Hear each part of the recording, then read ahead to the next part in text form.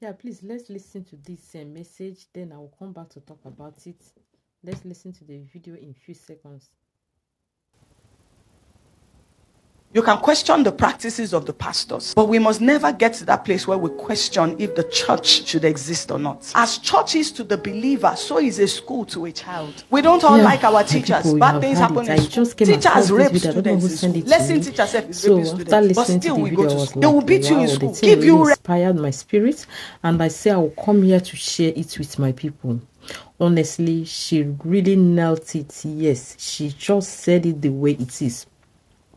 A whole lot of things is really happening in the church. Yes, we quite understand. I agree with you.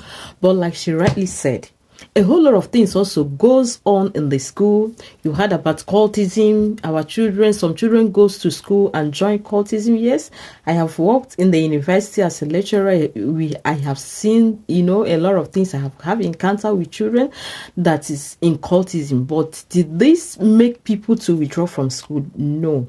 Even when they harass your child in the university, even when they abuse your child in the secondary school, even when they abuse your child in the primary school, what will you do?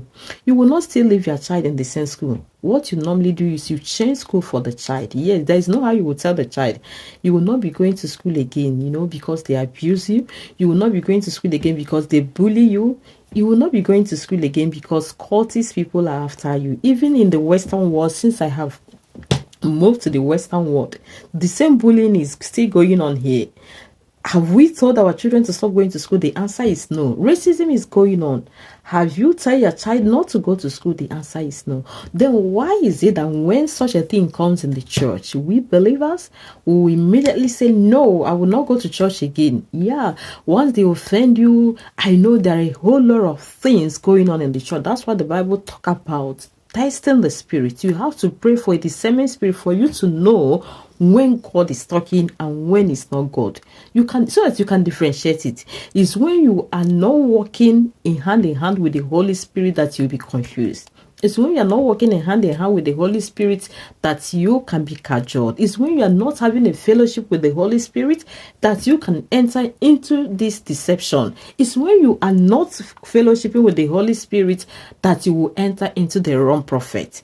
Many a times we ourselves are the cause of our problem because most people are not after salvation. Most people are only after miracle. They are not after knowing the person that is the doer of the miracle. No, most of us are like, we want magic. God is never a magician, and most people are the one that are pushing these pastors into these diabolic actions. I am not defending them, but what I am trying to say, like she said, it does not mean that because you have an ugly experience, that will not give you the courage or the impetus to stop your family from going to church. I know it's very challenging, but you have to build up your faith, because without the fellowship of the brethren, it will never be complete and it will never be sweet. Yes, I know, I have tried it. Fellowshipping in the house is very important because family is the first church we know. But coming out again to meet with people, coming out again to have a different environment, coming out again to exchange minds and rub minds together, it gives you another feeling. Honestly, it gives you another impartation. Please, in case you are among the people that have been offended by church, that have been offended by pastors, that have been offended or wronged by the brethren, forgive. Pick up the pieces of yourself. The only thing you can do at that moment, you can have a break. I always do it. I always tell people, when you think it's too much for you to bear as a person, take a break. Go and have a personal fellowship with God. Go and have a personal retreat and return back again. Yes, go and fill yourself back and return back. Don't go and sit at home. You are not doing good to your soul. You are not doing good to the children that is looking up to you. You are not helping your upcoming generation. Meaning you want Christianity to end in your generation. Please, let's learn from this.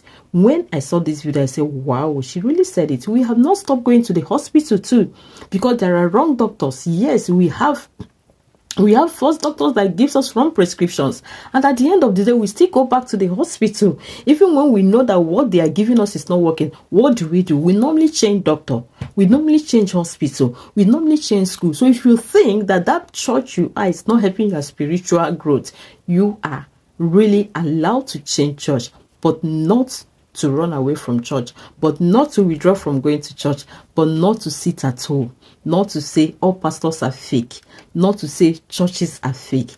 Please be courageous. This end time, you have to pick up the pieces of yourself.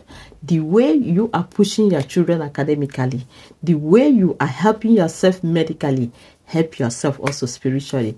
I believe this word has really blessed someone. Please, before you go, make sure you share our videos. Drop your comments at that section, at the comment section. Drop your own opinion. If you think that this video has really blessed you or what she's saying makes sense, I want to hear it at the comment section. If you're among the people that have been offended by so many people in the church, I want to see it at the comment section. Shalom. I love you guys. Bye bye.